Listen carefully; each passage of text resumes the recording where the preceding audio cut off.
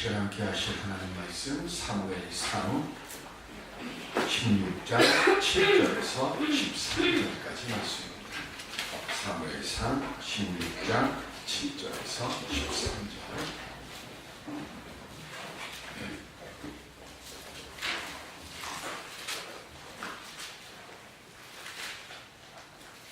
구약성경 434조. 여호와께서 사무엘에게 이르시되 그의 용모와 키를 보지 말라. 내가 이미 그를 버렸노라. 내가 보는 것은 사람과 같지 아니하니 사람은 외모를 보거니와 나 여호와는 중심을 보느니라 하시더라. 사무엘이 이르되 이도 여호와께서 택하지 아니하셨느니라. 이새가 산마로 지나게 하매 사무엘이 이르되 이도 여호와께서 택하지 아니하셨느니라 하니라. 이새가 그의 아들 요압을 다 사무엘 앞으로 지나가게 하나 사무엘이 이르되 여호와께서 그를 택하지 아니하셨느니라. 또 사무엘이 이새에게 이르되 내 아들들이 다 여기 있느냐? 이새가 이르되 아직 막내가 남았는데 그는 양을 지키나이다. 사무엘이 이새에게 이르러 사람을 보내어 그를 데려오라. 그가 여기 오기까지는 우리가 식사자리에 앉지 아니하겠노라. 이에 사람을 보내어 그를 데려오매 그의 빛이 붉고 눈이 매연하고 얼굴이 아름답더라. 여호와께서 이르시되 이가 그니 일어나 기름을 부으라 하시니라. 사무엘이 기름 불병을 가져다가 그의 형제 중에서 그에게 부었더니 이 날 이후로 다윗이 여호와의 영에서 크게 감동되리라. 사무엘이 떠나서 라마로 가니라. 아멘. 내 뜻이 아닌 하나님의 뜻 안에서 존귀해지는 자녀들이 될 수 있기를 주님의 이름으로 축원드립니다. 저는 제가 어릴 때 자랐던 동네가 서울에 있어서 가끔 이렇게 차를 타고 그 지역 앞을 지나갑니다. 그리고 마음이 울적하거나 아니면 좀 위로를 받고 싶어질 때가 되면 어릴 때 지내던 그 동네를 찾아갑니다. 뭐 어렵지도 않습니다. 그냥 대통령 사는데 바로 맞은편에가 제 동네니까 그곳으로 이렇게 가요. 가면 그냥 좀 위로를 받고 때로는 제 목교회에 가서 기도하고 나오면 참 마음이 편안해지고 평안을 얻습니다. 그런데 내 고향 땅, 내가 어릴 때 자랐던 그 동네를 그 당시로 돌이켜서 돌아가서 보면 살기 좋았나 그러면 그렇진 않거든요. 그리고 그때 뭐 먹을 게 풍족했습니까? 그렇다고 뭐 좋은 게 많습니까? 어릴 때만 해도 빨리 이 어릴 때가 빨리 지나가기를 그렇게 바라고 소망하면서 그렇게 살아가는 것이 우리의 마음 아닙니까? 그런 마음 속에서 지나다가 시간이 좀 지나면서 보면 왜 그 어릴 때 내 고향 땅에 가면 왜 마음의 위로를 받고 왜 평안을 받을까? 그리고 왜 제 모교회를 생각을 하면 왜 나도 모르게 감사가 나올까 생각을 하면서 돌이켜보면 내가 참 힘들고 어렵고 참 아팠던 이 기억들이 더 많다 보니까 그 힘들고 아프고 어려웠던 기억들을 내가 이기고 와서 보니까 그때의 그 시절이 그때의 그 일들이 너무너무 감사하더라는 거죠. 곽선희 목사님이 당신은 평생 반찬투정을 안 하면서 산대요. 그러면서 그런 이야기를 합니다. 1951년 1월입니다. 그러니까 우리 한국전쟁 있을 때 이북분이니까 혼자서 피난을 내려왔는데 좀 어린 나이에 혼자 피난을 내려오다 보니까 또 1951년 1월이면 얼마나 춥던 시절입니까? 근데 그 춥던 시절에 그리고 먹을 것도 제대로 못 먹고 혼자 그냥 급하게 피난 나오다 보니까 챙길 것도 없이 그냥 나오는 거예요. 근데 며칠 굶었는지도 모르겠는데 지나가는데 어디선가 고구마 굽는 냄새가 나더라는 거죠. 그러니까 이 고구마 굽는 냄새가 또 얼마나 지금 배부른 상태에서도 군고구마 그 앞을 지나가면 발걸음이 멈춰지고 침이 삼켜지는데 굶어 있는 상태에서 그 군고구마 냄새가 코로 쏙 들어오니까 도저히 갈 수가 없는 거예요. 그런데 궁금하게 좀 달라고 가서 이야기를 하려고 내가 뭐 가진 게 있나 하고 살펴보니까 뭐 그때 무슨 전쟁통에 돈이 무슨 그렇게 중요하겠어요. 피난 가는 길에 뭔가 물건을 줘야 되는데 어린 나이에 줄 것은 없고 내가 줄 것이 무엇이 있는가를 살펴보니까 손목시계를 찾고 있어요. 1950년대 손목시계 엄청나게 귀하고 비싼 거 아닙니까? 그 동네에 시계가 하나 있을까 말까 한 그런 귀중품이 시계인데 그 시계를 풀고서는 그 고구마 굽는 사람한테 고구마 좀 바꿔달라고 이야기를 했대요. 몇 개 줬을까요? 시계를 바꾸는 군고구마 4개를 줬대요. 근데 그 군고구마 4개를 손에 쥐고서 먹기 전에 식사기도 하려고 하나님께 기도를 드리는데 왜 그렇게 눈물이 펑펑 쏟아지는지 그때 그 감사했던 그 마음을 자기는 평생도록 잊지 못하면서 살아왔다고 이야기를 합니다. 지금은 얼마나 좋은 음식들이 많아요. 그런데 그 좋은 음식, 그 만난 것들 아무리 좋은 여건이 있었다 할지라도 그때 한국전쟁 1951년 1월 그 군고구마 4개를 들고 하나님께 감사했던 그 감사보다 감사한 일은 자기는 경험하지 못했다고 고백을 합니다. 우리는 삶을 살아가면서 절대로 잃어버리지 않을 그런 감사할 일이 있습니까? 내가 지치고 쓰러지고 무너질 것 같을 때 나를 일으켜 세워줄 수 있는 그 감사의 자리가 지금 내게 있습니까? 하나님의 돌보심 때문에 내가 여기까지 왔습니다라고 고백할 만한 믿음의 감사가 있습니까? 너를 내 믿음의 좌표에 내 인생을 이끌어가고 나를 다시금 일으켜 세워줄 수 있는 감사의 꼭지점이 꼭 있는 그런 믿음의 삶을 살아갈 수 있는 우리들이 될 수 있기를 바랍니다. 그게 있어요. 내가 넘어질 때 그 감사의 꼭지점을 찾아서 다시 일어나야죠. 오늘 어린이 주일입니다.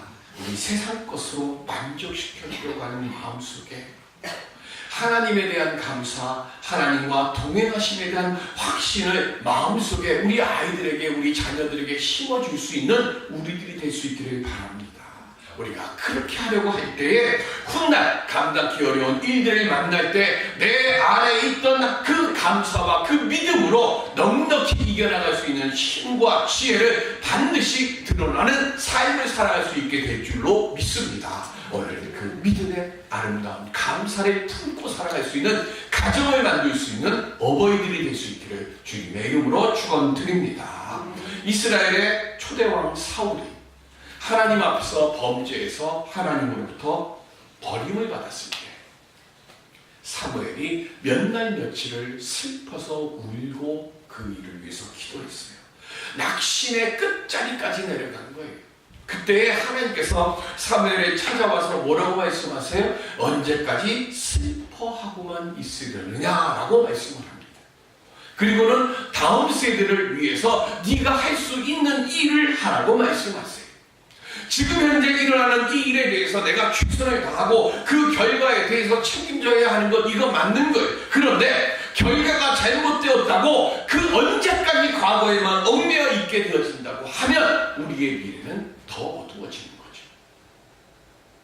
잘못된 과거는 이미 돌이킬 수가 없어요. 잘못된 과거는 과거대로 그냥 받아들여야 되는 거예요. 가정이나 회사나 나라의 문제들이 모두 다 지금의 어려움을 극복하고 지금보다 나은 내일을 만들기 위해서 해야 될 것이 뭐예요? 지나온 날에 어제의 일에 잘못된 것이 무엇이 있는가를 보고 빨리 그거를 고치고 빨리 새롭게 할 것은 새롭게 해야 하고 버려야 될 것은 버려야 하고 내려놓아야 할 것은 내려놓는 일부터 시작해야 거기서 새로운 역사가 일어나는 것 아닙니까?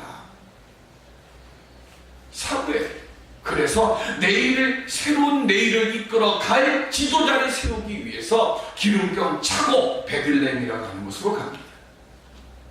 미가서 5장 2절에 보면 시작. 베들레헴 에브라다야 너는 유다 족속 중에 작을지라도 이스라엘의 다스릴 자가 내게로 나올 것이라. 그의 근본은 상고의 영원에 있느니라. 아멘. 예수님 탄생을 예언했던 말씀이라고 우리는 신약 성경에서 봐요. 그런데 예수님 메시아의 탄생을 예언하는 그 동네가 아니라 다윗의 고향 땅이에요. 다윗의 고향 땅입니다. 제가 대구에서 목회할 때 이명박 대통령이 당선이 됐어요. 그랬더니 포항에 이명박 해갖고 별의별 이거를 다 해놨어요. 그래서 거기 가고 이명박 대통령 얼굴 옆에 동그라미 해놓고 그 안에 들어가서 사진 찍고 별걸 다 해놨어요. 대통령 태어난 것도 그런데 대대손손 왕가를 이룬 다윗이 탄생하고 다윗이 자란 곳이 베들레헴 아닙니까? 그런데 다윗이 왕으로 선출되고 다윗이 왕이 된 이후에도 베들레헴은 예수님이 탄생하는 그 순간까지도 베들레헴은 초라한 땅이었어요. 작고 보잘피 없는 그런 땅이에요. 그런데 그 작고 초라한 그 베들레헴에 새 시대를 이끌어갈 지도자를 찾으러 가라고 하나님께서 말씀하세요. 그리고는 이새의 집에서 지도자를 선택하려고 자녀들을 불러오라고 이야기를 합니다. 장남 엘리압이 사무엘 앞에 섰습니다. 그때 사무엘이 뭐라고 그랬어요? 속으로 야, 이 사람이다. 뭘 보고요? 키 크고 입을 훤칠하고. 우리 보는 건 두 가지가 있어요. 하나는 뭐냐면 겉으로 그냥 드러나는 그 외모의 모습 보고 우리가 판단합니다. 잘생기고 이쁘면 일단 점수 80점 따고 들어가잖아요. 그런데 우리는 그것 때문에 외모의 모습 변들어하는 말 때문에 속아 넘어갈 때가 얼마나 많아요. 하나님 뭘 보신다고요? 마음을 보신다고 했어요. 보는 것은 우리는 자꾸 눈으로 뭔가를 보고 눈으로 본 것에 만족한 것으로 만족하면서 살아가려고 그래요. 세상 것을 보고 만족하며 살아가려고 그래요. 하나님은 우리에게 말씀하시기를 뭐라 그러세요? 야, 세상 것으로 만족하지 말고 나를 보고 만족하며 살라고 지금 말씀하시는 거 아니에요. 사무엘상 9장 2절에 보면 시작. 기스에게 아들이 있으니 그의 이름은 사울이요 준수한 소년이다. 이스라엘 자손 중에 그보다 더 준수한 자가 없고 키는 모든 백성보다 어깨 위만큼 더 컸더라. 아멘. 외모가 어떻게 생겼다고 해요? 사울이 준수하다고 했어요. 제가 생각할 때 우리 대한민국에서 가장 잘생긴 배우는 신성희 씨였어요. 신성희 씨만큼 생겼어. 그리고 키는 그 잘생긴 얼굴에 키는 다른 사람보다 머리 하나가 더 있다고 했어요. 와, 대단한 사람 아닙니까 사울이. 근데 엘리압도 지금 어때요? 사울만큼 잘생기고 키도 훤칠해. 그런데 지금 하나님께서 사무엘을 보내신 곳이 어디라고요? 베들레헴. 베들레헴은 으리으리하고 화려한 도시 아니고 어디예요? 작고 초라한 성읍입니다. 왜 하나님께서 다음 세대를 이끌어갈 지도자를 선택하는데 베들레헴으로 보내셨을까를 생각하시면 외형은 작고 초라하고 보잘것없어 보이지만 그 중심에 더 큰 역사를 잇는 것을 하나님은 더 존귀히 생각한다는 것을 가지고 지금 사무엘에게 알게 하라고, 그리고 오늘을 사는 우리들에게 깨우침을 알게 하기 위해서 베들레헴으로 가는 거예요. 그러면서 하나님은 엘리야를 뭐라고 그러셨어요? 이미 나는 그를 버렸다 그랬어요. 그를 버렸다는 게 무슨 뜻일까요? 우리는 실패를 경험하고 그로 인해서 고통을 당하면서도요 못 버리는 게 있어요. 세상에 있는 것들 포기하지 못하잖아요. 세상적인 외모, 내세울 만한 학벌, 명예에 목말라 하고 그것 때문에 그거 집착하고 그거 붙들면서 살아가는 우리들에게 하나님께서 말씀하시는 거예요. 그건 내가 이미 버렸다라고 말씀하는 거예요. 7 형제가 모두 사무엘 앞에 섰습니다. 하나님께서 다 택하지 않습니다. 아버지 이새의 생각으로는 막내인 8번째 아들 다윗은 이 자리에 있을 만한, 참석할 만한 존재가 아니라고 생각했어요. 그러니까 7 아들만 뭐 했어요? 성별케 하고 막둥이 다윗은 어디에 있어요? 양치, 목동일 하는 곳에 있어요. 너는 올 필요가 없어. 그냥 단순히요, 나이가 어리고 막둥이이기 때문에 너 그런 게 아니라 아버지의 눈으로 볼 때 다윗에게는 우리 가문에 무언가 도움이 될 만한 일을 할 수 있을 만한 지혜나 능력이나 무언가를 아버지는 보지 못한 거예요. 그러니까 뭐 하는 거예요? 너는 그냥 양치는 일이 지금 네가 우리 집을 위해서 할 수 있는 최선의 일이야 라고 하는 거예요. 아버지 눈 밖에 나 있는 거예요. 아버지의 관심 밖에 있는 아이가 이 다윗이었어요. 그런데 사무엘이 이 다윗이 올 때까지는 내가 식사 자리에 하지 않겠다고 이야기를 하니까 어떻게 해요? 마지막 8번째 아들 다윗을 부랴부랴 들판에 가서 데리고 왔어요. 그리고 그 다윗이 들어올 때 오늘 본문에 뭐라고 되어 있어요? 빛이 붉고 눈이 빼어나고 얼굴이 아름답더라 그랬어요. 잘생겼다는 소리 없습니다. 키가 확실하다는 얘기 없습니다. 얼굴이 뭐 하다고요? 아름답다. 우리 학교에서요, 애들 칭찬할 말이 없을 때 꼭 생활기록부에 써놓는 말이 있습니다. 뭐라고 쓰나요? 착하다. 그 칭찬할 말이 없으니까 착하다라고 쓰는 거예요. 선생님이 학교 갔는데 아유 애가 참 착해요 그러면 우리 애가 별로 칭찬받을 만한 일이 없는 애니까 선생님이 이렇게 말하나 보다 생각하시면 100% 맞을 겁니다. 똑같은 거예요. 얼굴이 아름답더라, 외모로 별로 칭찬할 만한 게 없는 거예요. 근데 이 다윗에 대해서 사도행전에서 이렇게 얘기합니다. 13장 22절 시작. 패하시고 다윗을 왕으로 세우시고 증언하여 이르시되 내가 이새의 아들 다윗을 만나니 내 마음에 맞는 사람이라 내 뜻을 다 이루리라 하시더니 아멘. 하나님은요, 겉으로 드러난 그것 가지고 지금 아름답다라고 얘기하는 게 아니에요. 뭐 가지고요? 내 마음에 맞는 사람이다. 하나님의 마음에 맞는 사람이라는 아버지 눈밖에 났어요. 집안에서도 눈밖에 났어요. 그런데 그 아이가 하나님의 마음에 들었어요. 사울과 다윗의 차이가 뭔가요?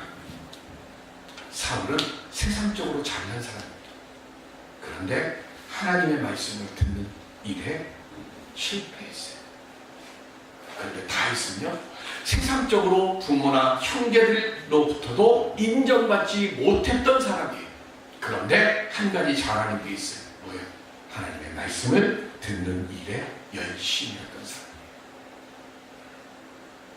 그 결과가 어떻게 됐습니까? 사무엘하 5장 10절 시작. 만군의 하나님 여호와께서 함께 계시니 다윗이 점점 강성하여 가니라. 아멘. 10년 넘는 도망자의 삶을 살아가는 고난을 당하지만 언제나 하나님을 향해서 귀가 열려있고 언제나 하나님의 말씀을 듣기를 사모했던 그 다윗을 하나님께서 죽을 것 같은 그 고통의 자리에서 그때마다 그를 지켜주시고 나중에는 어떻게 했어요? 점점 강성케 해주셨다고 말씀하고 있어요. 우리가 지금 이 하나님을 알아야 되고 이 하나님의 말씀을 들을 수 있는 귀를 갖는 자녀로 양육할 수 있는 우리의 믿음의 부모들이 되어지고 믿음의 어른들이 될 수 있기를 바랍니다. 그때에 다윗에게 함께했던 그 하나님의 능력이 오늘 우리 가정과 우리 교회 위에 온전히 임하여 주실 줄로 믿습니다. 명실초등학교, 서울에 있는 명실초등학교 교장이고요. 서울 은혜교회 권사인 이윤남 권사님이 있습니다. 그러니까 책을 여러 번 소개를 하지만 자녀들을 제대로 키우기를 소망하는 분들이시라면 이 책은 꼭 한번 꼭 사세요. 책 제목은 엄마 반성문입니다. 책을 시작하면 이렇게 시작을 합니다. 여러분은 어떤 등급의 부모입니까? 부모된 사람의 가장 큰 어리석음은 내 자녀를 내 자랑거리로 만들려고 하는 것이다. 부모된 사람의 가장 큰 지혜는 내 삶이 자녀들의 자랑거리가 되게 하는 것이에요.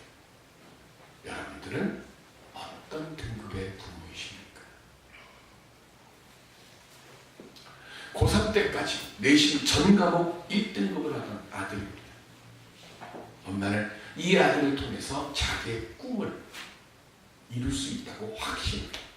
어려서부터 교회에서 하는 모든 행사 다 나가서 상이라는 사람 다 휩쓸었고 고등학교 2학년 때까지 모든 상이라는 사람 다 받은 아들. 얼마나 자랑스러워요. 근데 고3 되던 3월달에 하늘 무너지는 소리가 납니다. 엄마가 학교 가기 싫어요. 설득하고 내가 학교를 안 가기 시작합니다. 그리고 결국 4월에 자퇴를 해요. 그렇게 또 시간이 지나고 나니까 고등학교 1학년짜리 딸내미도 오빠는 학교 안 가는데 내가 왜 학교 가느냐고 그 아이도 자퇴를 합니다. 그리고는 애들이 학교도 안 가고 밖에도 안 나가고 집에서 할 수 있는 게 뭐가 있을까요? 남매가 밤새도록 게임만 하는 거예요. 엄마는 학교 선생님이니까 애들이 그런 모습 보면서 처음에는 길어야 한 달쯤이면 알겠지라고 생각하고 학교를 가는데 애들이 그 세월을 1년 반. 이 1년 반의 긴 시간 동안 3번 쓰러져서 병원에 실려가고 3번 교통사고 나고 2번의 대수술하고 그리고 거기에 결정타가 뭐냐면 잘 나가던 남편의 사업이 부도가 났어요. 이쯤 되니까 지옥 가기는 싫어서 자살을 못하겠고 이분의 기도의 제목이 뭐냐면 매일 저녁 하나님께 저 이제 이 땅에서 살고 싶지 않습니다. 오늘 밤 저 좀 데려가 주세요 라고 기도하는 것이 이분의 기도 제목이에요. 그리고는 아침에 눈을 뜨면 하나님께 왜 저의 심장을 강하게 만들어서 심장이 멈추지 않게 하시냐고 하나님을 원망하고 그렇게 살아요. 죽기보다 더 괴로운 그 고통의 시간이 지나던 어느 날 하나님께서 이은환 권사에게 말씀하시는 게 네 모습을 좀 봐라 라고 얘기하시더라고요. 내 모습 봐. 그리고 애들만 원망하고 있던 이 엄마가 애들이 왜 이렇게 됐을까를 돌이켜보기 시작해요. 그러면서 이 엄마가 고백하기를 지금까지 자기는 애들의 감시자로만 살아왔다는 것을 깨달았다고 합니다. 부모가 아니라 선생님이 아니라 감시자, 감독자 역할만 하고 왔어요. 그리고는 내가 잘못했구나 하고 엄마가 먼저 반성하기 시작합니다. 그래서 책 제목이 뭐라고요? 엄마 반성. 내 마음을 내려놓기 시작을 해요. 그때 하나님이 들려주시는 말씀이 뭐냐면 기다려주라 라고 하는 말씀. 그래서 내가 먼저 변하고 애들이 변하기를 기다려주기 시작을 합니다. 그랬더니 막혔던 담들이 조금씩 풀려요. 여전히 학교 안 가는 것은 마찬가지지만 엄마하고 애들이 이야기를 하기 시작합니다. 그러면서 엄마가 이곳저곳에서 자기의 이 이야기들을 하기 시작하니까 하루는 출판사가 와서 선생님이 그 강의했던 것을 책으로 내고 싶다고. 그러니까 그 녹취를 들어줄 사람이, 녹취를 정리해줄 사람이 있으면 출판사에서 100만 원을 주겠다고 그러더래요. 그래서 그 녹취 듣고 정리하는 거 그거 뭐 굳이 제 집에서 펑펑 시간 남아도는 딸내미가 있는데 뭘 그걸 굳이 밖에서 할까 해서 딸을 불러다가 얘기를 했대요. 야, 엄마가 100만 원 줄 테니까 이 강의 네가 듣고 녹취해갖고 책 써라. 그랬더니 100만 원? 그러더니 그래 내가 그러면서 엄마의 강의를 녹취한 걸 들으면서 기록을 하면서 딸내미가 엄마한테 이렇게 얘기합니다. 엄마, 제가 이 글을 읽고 저도 참 많이 좀 충격을 받은 얘기예요. 애들이 왜 자살하는 줄 알아? 라고 이야기를 물어요. 그랬더니 엄마가 하는 말이 힘드니까 하겠지. 엄마, 내가 죽음을 준비해봐서 그 아이들 마음을 알아. 이 땅에 사는 게 너무 힘들어서 죽는 방법을 나도 생각해봤어. 그런데 생각해보고 생각해보니까 너무 억울하다는 거죠. 연애도 못해보고 아직 가고 싶은 거 가보지도 못하고 내가 그리고 무엇보다도 엄마랑 똑같아. 내가 죽으면 지옥에 갈까봐 겁이 나서 나는 안 죽었어. 그래서 하는 얘기가 왕따 당했다고 듣는다고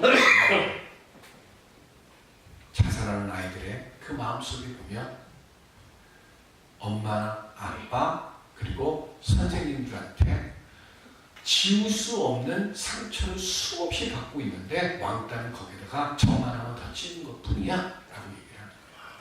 그러면서 제가 충격받았던 말이 이거예요. 내가 죽으면 가장 고통스러워할 사람이 누굴까?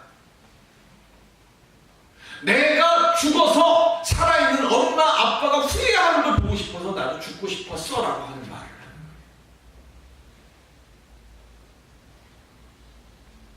하는 거예요. 이은환 권사는 이런 말을 합니다. 대화에는 세 가지가 있습니다. 우리는 무슨 대화를 하는가 생각해 보세요. 자녀들이든 누구든. 첫 번째, 원수되는 대화. 두 번째, 멀어지는 대화. 세 번째, 다가가는 대화.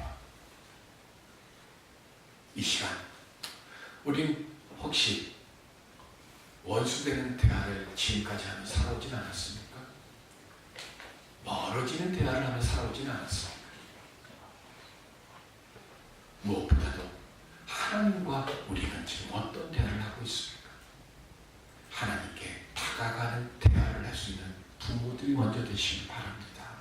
내가 하나님께 다가갈 때 그때 하나님께서 자녀들과 다가갈 수 있는 대화를 할 수 있도록 우리들에게 은혜와 지혜를 허락해 주실 줄로 믿습니다. 이은환 권사는 책에서 딱 한 가지 얘기합니다. 내 자녀를 노엽게 하지 마라. 세상 것으로 우리 키우지 마시고요. 믿음으로 양육할 수 있는 부모님들 되시기 바랍니다. 목사님이니까 그러겠죠? 아닙니다. 제가 수없이 많이 봤어요. 학원 보내고 뭐하고 했던 애들과 네가 하고 싶은 대로 하라고 하면서 믿음으로 기도로 후원해준 아이는 삶이 달라요. 이은환 권사의 남매들 그렇게 평생 살았을까요?